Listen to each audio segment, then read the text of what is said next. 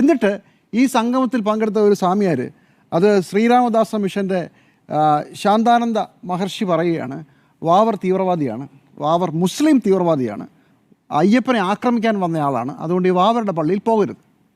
ശബരിമലയിലെ വിശ്വാസത്തിൻ്റെ അടിസ്ഥാനം തന്നെ വാവരുടെ പള്ളിയിൽ പോയി കാണിക്കർപ്പിച്ച് അവിടെ നിന്ന് മല ചവിട്ടി കയറിപ്പോകുന്ന ഒരു അടിസ്ഥാനപരമായി ശബരിമലയിലെ സാഹോദര്യത്തിൻ്റെയും മതേതരത്വത്തിൻ്റെയൊക്കെ വലിയ ചിത്രമായി മാത്രമല്ല, ശബരിമലയുടെ വിശ്വാസത്തിന് തന്നെ അടിസ്ഥാനം ഇതായിരിക്കെ ഈ യോഗത്തിൽ വന്ന് സംസാരിക്കുന്ന ആൾ പറഞ്ഞത് അത് ശരിയല്ല, അത് നമുക്ക് തകർക്കണമെന്നാണ്. അപ്പോൾ ആചാര സംരക്ഷകരാണെന്ന് പറഞ്ഞവരുടെ യോഗത്തിൽ അവസാനം ആവേശം കയറി ഒരു ഘട്ടം കഴിഞ്ഞപ്പോൾ ആചാര ലംഘനത്തിൻ്റെ ഘട്ടത്തിലേക്കാണ് കടന്നത്.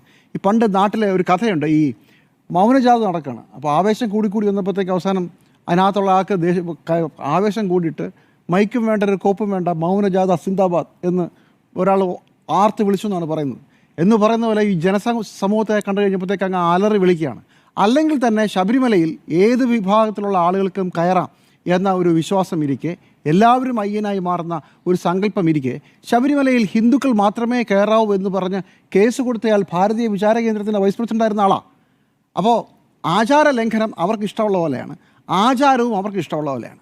ചുരുക്കത്തിൽ എന്തിനാണ് ഈ പരിപാടി നടത്തിയത് എന്നതിനെക്കുറിച്ച് അവർക്ക് തന്നെ ഒരു വ്യക്തതയില്ലാതെ അവസാനിച്ച ഒരു യോഗം.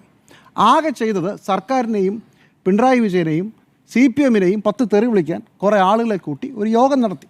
അതല്ലാതെ ശബരിമലയിലെ ആചാരങ്ങളെക്കുറിച്ചോ ശബരിമലയെക്കുറിച്ചോ എന്തെങ്കിലും ആത്മാർത്ഥത ഉണ്ടായിരുന്നെങ്കിൽ, ശബരിമല എന്ന് പറയുന്ന ഒരു ആരാധനാ കേന്ദ്രത്തിൻ്റെ ആ വിശുദ്ധിയോട്, ആ പവിത്രതയോട് എന്തെങ്കിലും ഒരു മര്യാദ ഉണ്ടായിരുന്നെങ്കിൽ ഇത്തരം ഭർസനങ്ങൾ അവിടെ ഒന്ന് നടത്തുമായിരുന്നില്ല. അതും മുഖ്യ പ്രാസംഗികൻ, കൂടെ പങ്കെടുത്ത ആളുകളെല്ലാവരും. ഇങ്ങനെയാണ് ഒരു പരിപാടി നടത്തുക.